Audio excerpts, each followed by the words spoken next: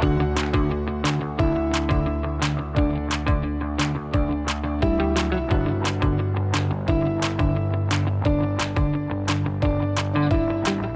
to the Paint, Rest, Repeat podcast with Ros Gervais and Laura Day, where we chat about our creative lives as artists while keeping it real and a little bit messy. We're here to inspire creatives just like you to push past those boundaries and make art that you love. Let's dive in.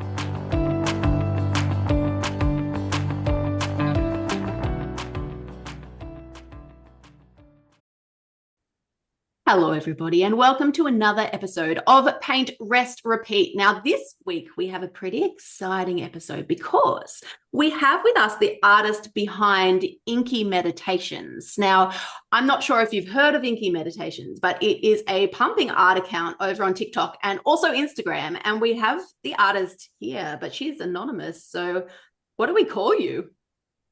Inky is fine. That's what I tend to sign off with. All right.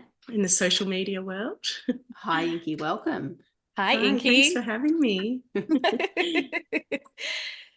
So we're going to primarily chat about today how a TikTok experiment for you a few years back has just totally blown up, and you basically own TikTok. Is that what we're talking about today, Inky? No, I don't think so.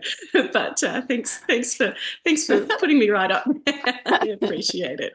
Just an unexpected response, I think, is probably the more realistic version of what happened. But yes. Do you want to tell everyone a little bit about your accounts and what you do now? And then, Laura Sure. can also ask you some questions about your background and how you've come to be where you are today.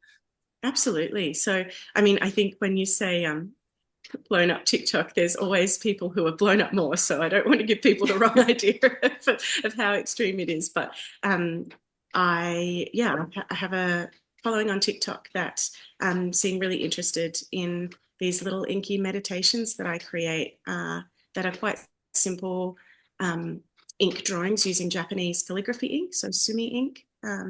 And most of the time I'm using a technique where I'm having that react with water.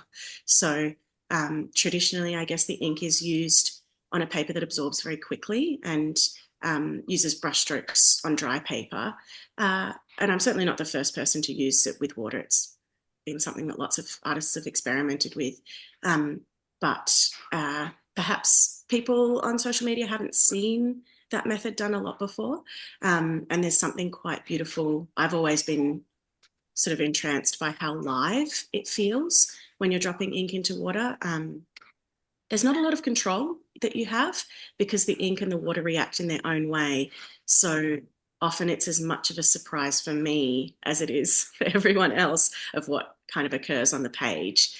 But there's something really random and playful about that sits well with me and I find really interesting to explore. And I think that's sort of been reflected in people following along. It's been nice that other people see the magic of that as well that I experience. So. Yeah, to give people an idea, so currently the Inky Meditations account over on TikTok is at 718,000 followers. And your Instagram, which started a little bit later than the TikTok at 105K, they're huge numbers and people must be like absolutely loving it and responding so well to the content that you're producing. Is it something that you're aware of, and do you consistently post? Like, was the intention behind it to grow and post regularly to grow the accounts? Or maybe we'll just touch on maybe how it started and the motivation behind it, Inky. Sure. It was really a bit of an accident and a bit of a joke, to be honest, to start, which seems, I don't know, it makes it sound silly and like I'm not a professional. But it was a challenge set for me by a friend who is a marketing person who was asking me to do some other art for her. And she was saying, oh, why don't you put something on TikTok? It was during the second year of COVID. So it was late 2020, early 2021. And I hadn't been able to get to my studio because of the restrictions at the time, and eventually ended up closing my studio. So I was just working off my kitchen table, and I needed things that had very few materials, but I really needed an art release. And so I was just playing with ink because it's one medium, two paintbrushes, one for water, one for ink, and quite small pieces of paper that I could just do quickly, get my little creative release and not have to think too much about the work that I was trying to make, because there was a lot going on in the world at the time. And, I think everyone was going through their own sort of experiences of living in a global pandemic. And this friend said to me that she has this theory that anyone can use a particular formula to try and make something go viral. And she'd done it herself with filming birds at her house, and that had gone viral. And she was like, I just want to test it and see if it can work.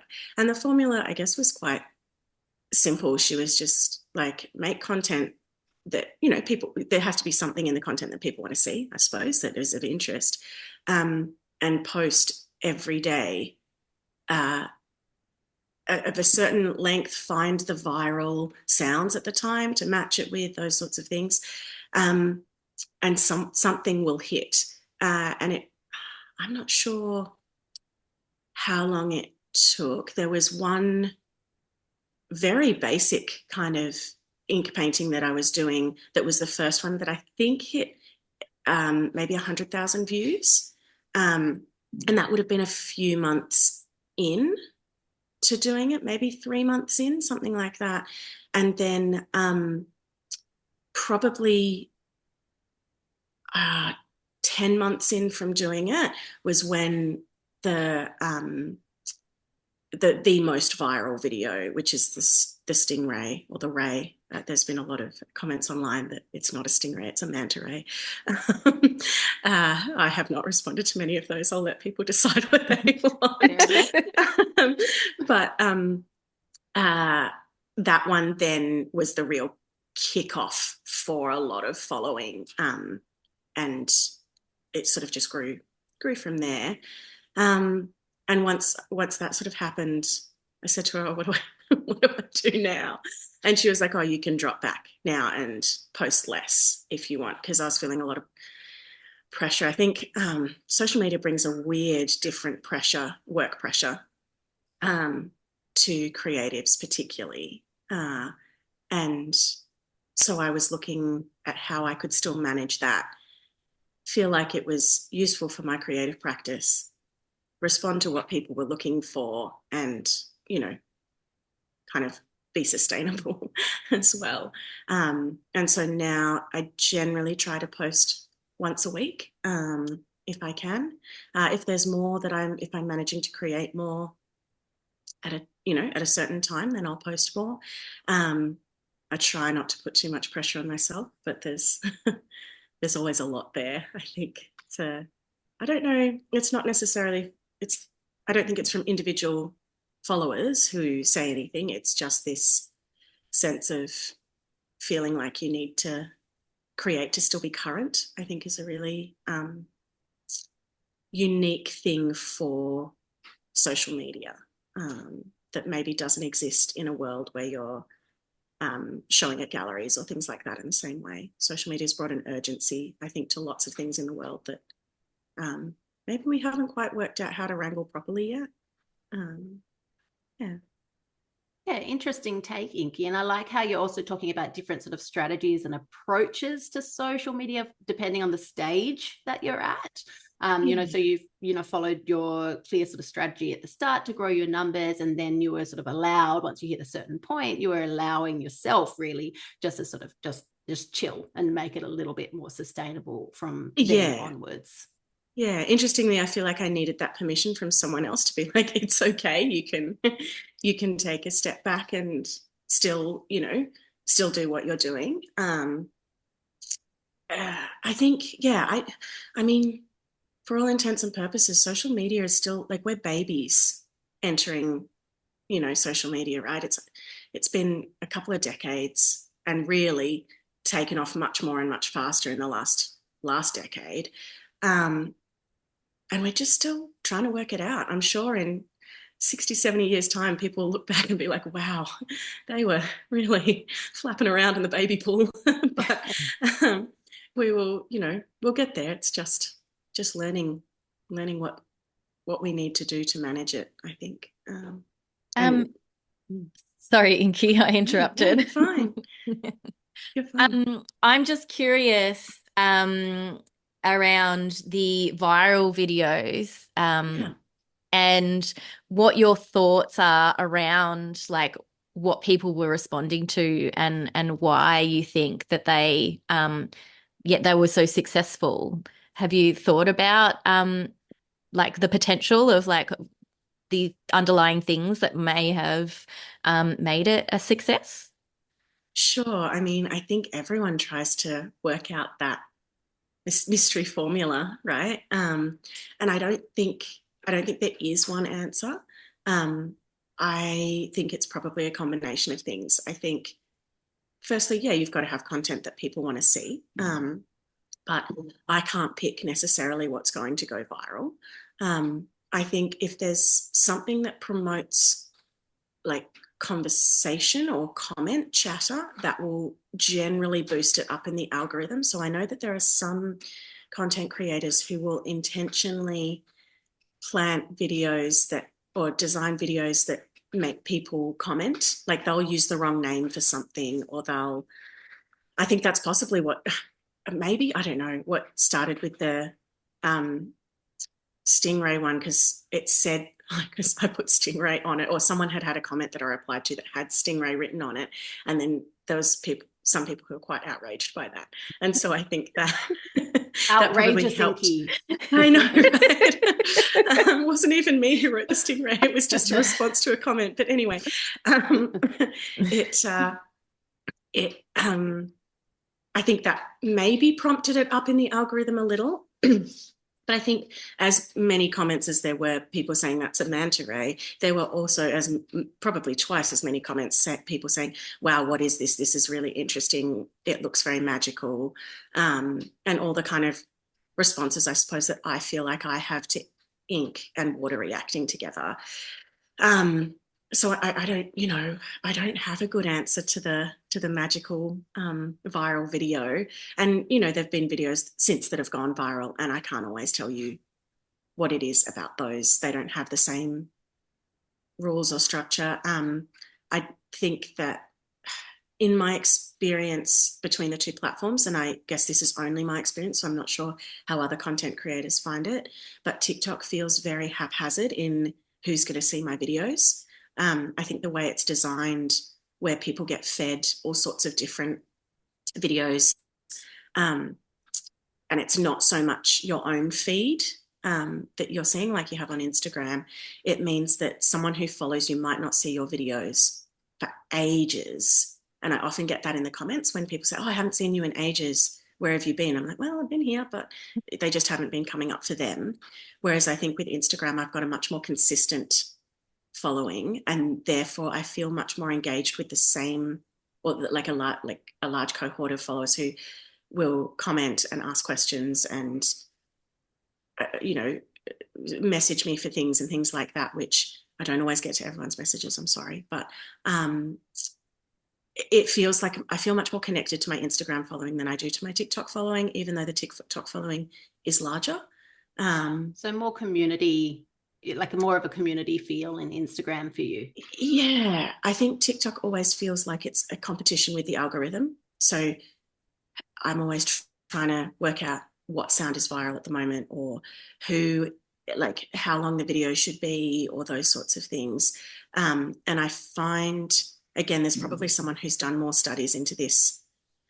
It has a broader kind of database to kind of draw from, but I find when I hit certain points in my followers, like in the number of followers, things jump very quickly, and then it stagnates and drops back, and then jumps very quickly. Like it can be hard to get, say, from, I can't remember exactly what it was, but I think it was from 650 to even 670 was really difficult to get to.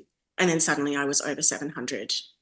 Yeah. And I mean, within a week. These platforms are also always changing their algorithms. Yeah. So, who knows what was going on at that particular time in terms of the algorithm. I have some questions about this whole viral thing, and I suppose it's just a broader sort of a question. Why for you was there this interest in going viral? Was it about building followers? Yes or no? And then even if it was about building followers, what is the purpose here? Like, what's the mission here? What are you trying to? What were you, and what are you trying to build? It's a really good question, because I suppose I've come into this. I think some people come into social media looking at it as a new way to launch their career in whatever it is. I think, I guess I'm very privileged to have had an arts practice that sustains itself prior to this, that is completely separate to Inky. So Inky only makes up one part of what I do, I suppose. But I think the main motivation for starting it was to just, I guess I didn't believe my marketing friend. So prove her wrong or prove her right. Prove her wrong. Which sounds like a really, really dumb reason to do it, but it has meant that I haven't had a really clear overall goal in the way that maybe other businesses do when they enter a social media platform. It's all sort of happened very accidentally, which is perhaps also why maybe if you look at my socials compared to others, it doesn't feel like it has a very, very clear direction or a marketing angle or things like that. I was really, I guess, lucky within, I think, about the first, I don't know, it must have been maybe the first 18 months of kind of having the account that I was contacted by Quarto Books to, write and publish a book.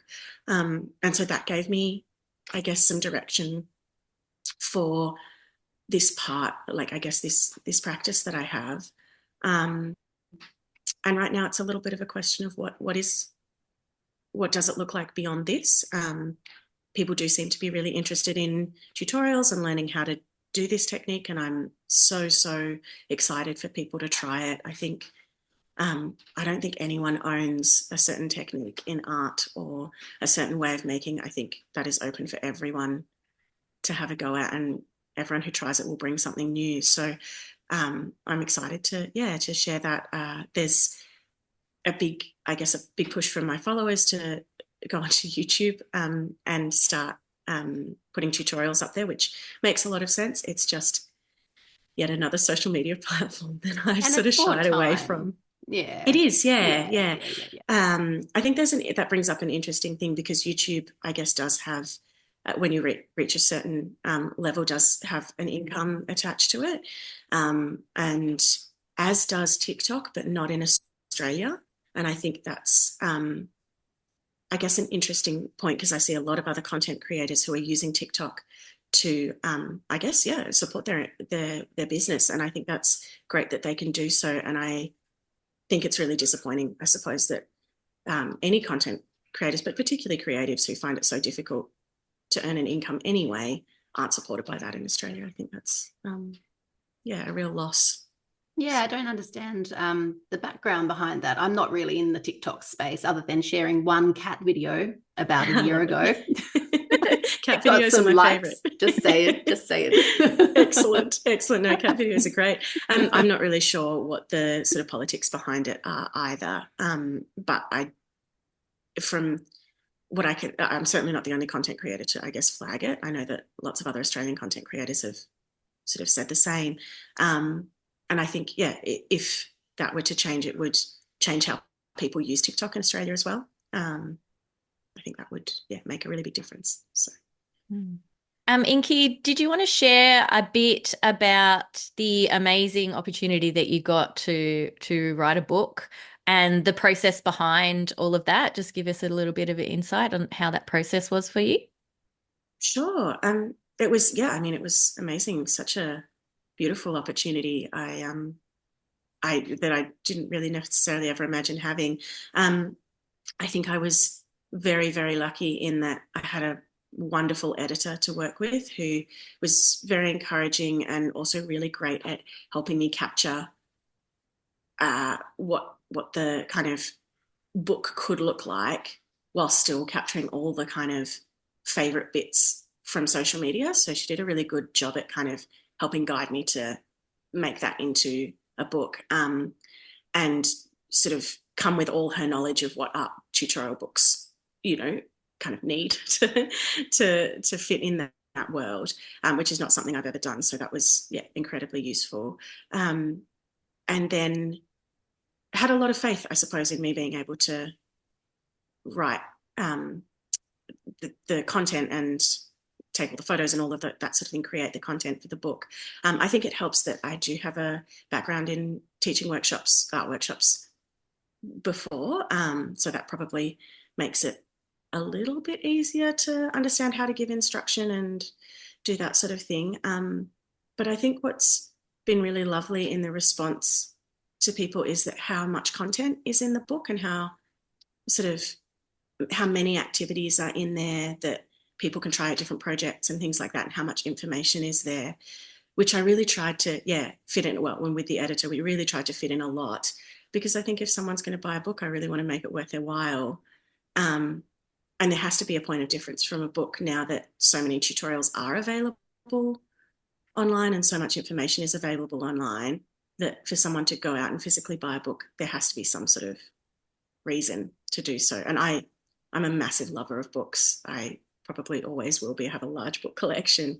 But there is, I guess, a market that takes away from books these days, that I think, you've got to have a point of difference. So, but yeah, all in all, like a really satisfying and lovely process to go through. I was, very lucky.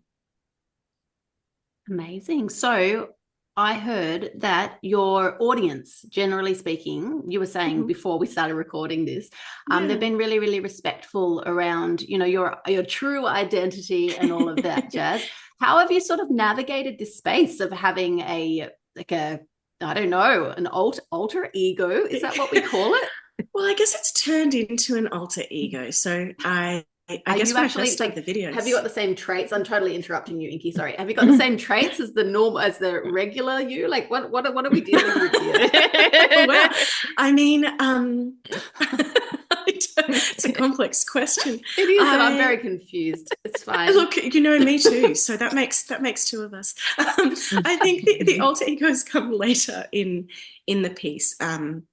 So probably, I think maybe for the first year or more. Yeah, no, it must have been more, close to, I reckon for the first 18 months, my videos were entirely just my hands and music. So part of it came out of having to publish a book. So when I got contacted by the publisher, they didn't know who I was either. And I wasn't sure who, I didn't, it was just an email that I received, and I was a little bit nervous about who they were and what they wanted, I suppose. And so in the first Zoom meeting I had with them, I had this lovely sort of chief editor who was like, hey, is it okay if I know who you are and I know your name? And I felt very, very supported by them. And so I told them, who I was, and then felt like we could build that relationship to create what we created. But a lot of the conversation was, they were very supportive in allowing me to reveal as much or as little as I wanted about myself. And, maybe I'm a bit of a nervous pervers, but the internet, I think, is a bit of a frightening place. And so after, I guess I hadn't intentionally kept myself anonymous just by having my hands. That was just what I was making. But once things went viral, I was a little bit hesitant about then revealing more of myself. So I just kept with that sort of method that was working.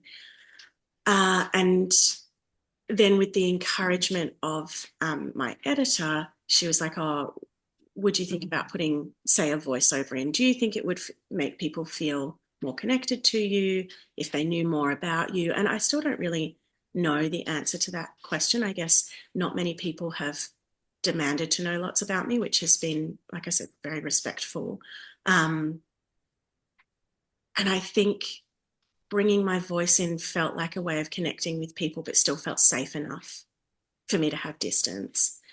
And so I did my first video on TikTok with voice, and, I don't know what to make of it, but the most repeated comment was, "Oh, I thought you were a dude,"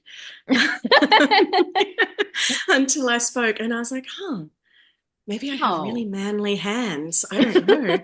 They're quite small in real life. I'm not sure if they like the camera makes them look extraordinarily large." Or maybe it is a gendered thing where a black and white minimalist ink painting in our, in our societal world, people associate as a more masculine form of art. I don't know. It's it's really, it's a mystery. In the back of my head as well, Inky, I wonder if that impacted your growth on the account. Just to be like a little bit of a feminist over here. I have no idea what the answer would be, but like I wonder I don't know. Yeah. I really don't know either. I have no idea. Certainly, I was a bit worried that if I spoke too much, some people wouldn't like it on the videos. So I still try and do a mix of both. And I think that's what people are okay with. I probably talk less than I have videos just with music.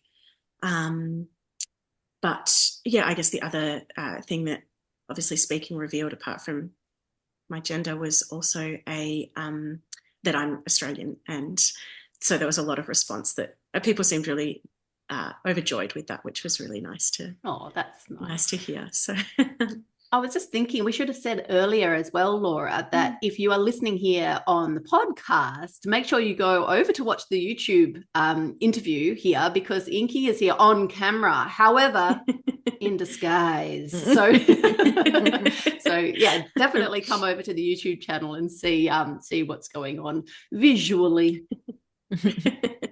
I've only since the book, I guess, was published, when they asked for an artist photo, was I sort of forced to have a think about what what it might be to have to put my face out into the world.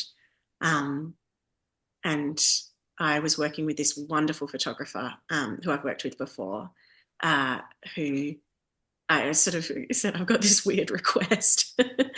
And they were like, yeah, let's do this. We can make it really creative. Let's brainstorm. And so that's where I guess the hood kind of came in. And in the book, the photographers managed to overlay some of my ink artwork over to kind of create a silhouette, which is quite beautiful. So then, yeah, that's where I suppose putting getting a variety of hooded outfits have been part of the next stage of the. Did you see this? Like in your future, Inky, when you were like a 10-year-old kid. When I grow up, I am going to be a hooded artist. And I think probably the closest thing, I think when I was, oh gosh, when you're probably in the first couple of years of primary school, and teachers are setting activities where you write what you want to be when you grow up. I do have like an old school sheet of paper that is like, I am 6 years old, and when I grow up, I want to be, and I'd written an author, which didn't last that long, I suppose, as a dream. It changed to artist, well before I became an adult, I suppose. But it was really interesting kind of reflecting on that when the publication came out. And I was like, oh, well, that 6-year-old's dream got to be fulfilled, which is kind of lovely. I don't think it was this image that helped back in the. I'm just imagining you now as a kiddo drawing like all these pictures of you, like in black dark hoods, and what your parents might have thought. Look, okay, here's a bit of a bit more of a reveal. But when I was a young child, I was obsessed with witches. rather than fairies. You know, a lot of young girls have fairy parties and things like that. But all I wanted to be prior to being an author, when I realized that perhaps witch wasn't a career path I could follow, I just wanted to be a witch, and I dressed up as witches, and I drew a lot of pictures of witches. So there are quite a few very black drawings from my childhood. So maybe there's something in that that I didn't, has just come to surface now. I love it. Can I ask a question, Inky? I am thinking about our Paint Rest Repeat listeners and aspiring artists and emerging artists that are wanting to explore the landscape of TikTok and maybe treat it as an experiment for their creative practice. What practical advice would you have for just starting out, like newbies onto TikTok and people wanting to explore that area? Sure. I mean, I think there's lots of different approaches depending on which sort of niche of TikTok you want to fit into. There's, I guess, the approach where there's a lot of viral sounds that I don't use because they don't fit with my sort of quieter, calmer content. But I do know lots of artists who use them as overlays that are quite funny, or take a sort of more tongue-in-cheek approach to presenting parts of, like, they slot that into some of their other content. Can I just interrupt and ask what a viral sound is? Is it like a trending audio on Instagram? Yeah, sorry. Okay. I should have. That's okay. I can ask all the silly TikTok questions. No, I don't even know if I'm calling it the right thing. Maybe it is called a trending audio. I don't know. I don't know. I'm so like, I'm so not the kind of schoolbook person, but there are, I guess, sound bites that are viral on TikTok that, kind of roll around every couple of months or more sometimes, and you'll see lots and lots of videos using that sound, and it becomes quite funny because some of them are spoken, or like not necessarily music, but some of them are like captions of words. So the one, I don't know, I feel like I should be careful because I'm not 100% on the pulse, but one of the most recent ones has been a quote that's been lifted, that's like very cutesy, very demure, that is like a phrase that's been pulled. Yes, absolutely. Sorry. I haven't been able to use the very cutesy, very demure one because I don't think the Inky world is very cutesy or demure, but I could be wrong. But that's one that lots of people will use, have been using. Both, I think it probably sometimes spreads to Instagram as well, but definitely on TikTok. And so people will often build those in, and that's a great way of TikTok being likely to promote your videos to a broader audience. I think consistency does do a lot. So if you can, always really cautious, because I think mental health and social media are much more important than being viral. And if you're going to set yourself the task of posting to try to be viral, I think it comes with a whole lot of, I guess, just self-care tips as well, and making sure that's your priority over trying to prove your friend wrong. Prove your friend wrong. Or maybe that's what was easier for me in the framework that I was so skeptical that I was kind of trying to prove that there wasn't a magic to it, and actually that social media is a silly game. That attitude helped me be less invested. I think the most important thing to keep in mind is that whether something goes viral or not is not reflective of what you've created necessarily. Like, it's not a reflection of your skill level or your video creation level, or whether you're interesting or a good person or enjoying life or successful. I think there's a lot of luck involved. And the only thing, I suppose, about posting more is that you up your chances of that luck hitting the algorithm.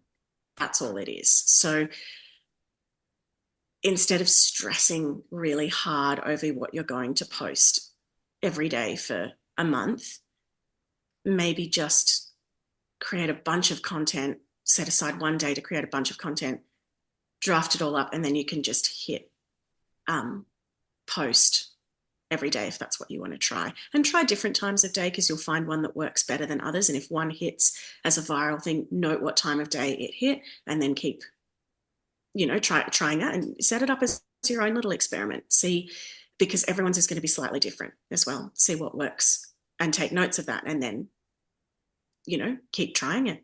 I think too,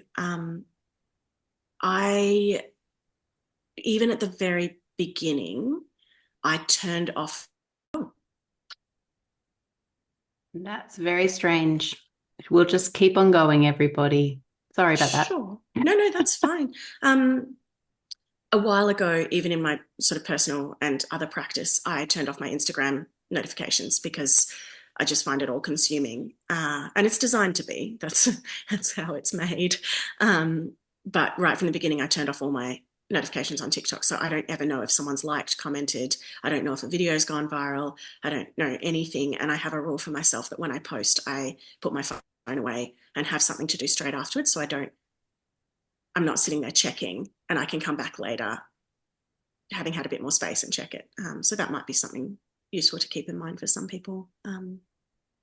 Yeah, I love that. And I really like that experimentation mindset, because that's all it is. And this idea as well of not assigning any meaning. So you don't get likes, you don't get comments, you don't get followers or whatever from a particular post. And just not making that mean anything doesn't mean that you're no good. It doesn't mean that your art is, negative or anything like that. Really good mindset there, Inky, I think.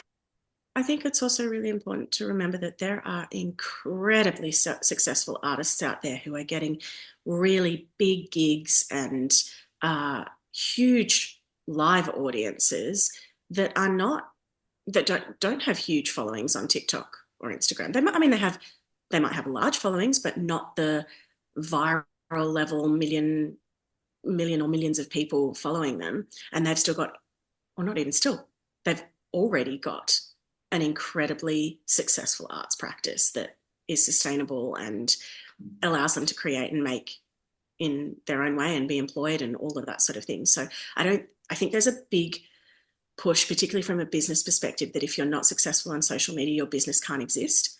And to a certain extent, a social media presence for a business, is important, but that doesn't necessarily determine the success of the business. 100%. It's just not everything, is it? No, I think. No, it's just a part. Yeah, 100%. Love that.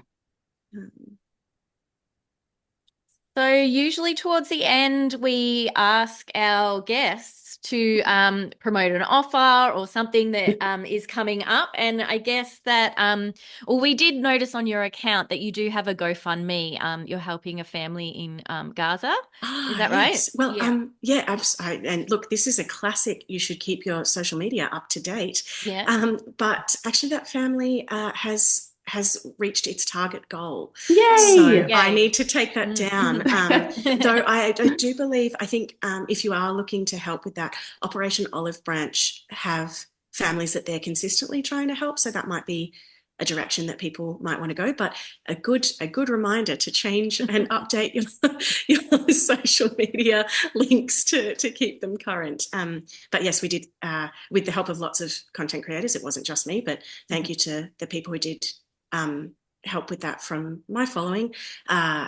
We did manage to save Tasneem's family and get them evacuated, which was wonderful. So yay, that's good. Yes. Well done. Yeah, so I guess directing people to find you, I'm sure that you might be new to some people that are listening onto this podcast. Yeah. So what are your accounts? Yes, so I'm on Instagram and TikTok. I do technically have a YouTube, but at the moment, the only videos that you can access on YouTube are through purchasing the book. So they are video tutorials that accompany the book, and you can only access it from the book.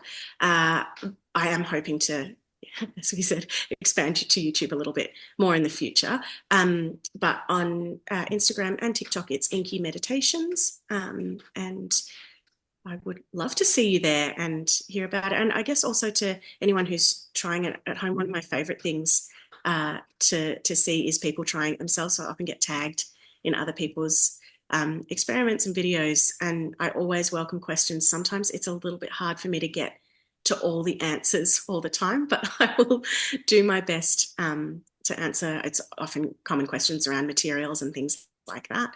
That being said, also as a, little bit of self-promotion, I suppose those answers are like, there's detailed answers of that in the book too. If you have the means to purchase that, that is wonderful. And if you have already purchased the book, leaving a review on Amazon does amazing things in terms of promoting it up the chain for other people to see who might not have seen it. So yay. And your book is on Amazon, is that right? Yeah, so it's on a whole bunch of different platforms, okay. And I guess I say Amazon because that's the easiest one for generally people to find. But if you type in Inky Meditations to just into your Google search bar, it will come up.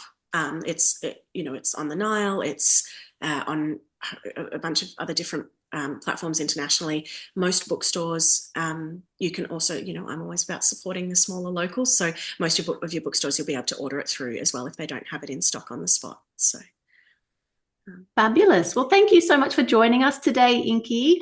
Thank you for having me. We absolutely enjoyed it. Is there anything else you want to drop in before we wrap up today?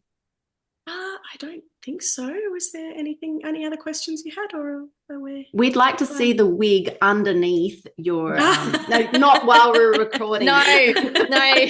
Oh, I have a whole series of different, like I said, different hooded outfits and wigs that will slowly be revealed over time. I guess I've been working on some much larger works, and in order to film them, I can't not have my full body in it.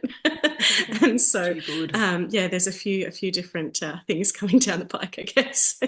So cool. All right, well, beautiful listeners, please make sure that you go over and follow Inky over on TikTok, over on Instagram. Check out her YouTube channel as well. Grab her book as well.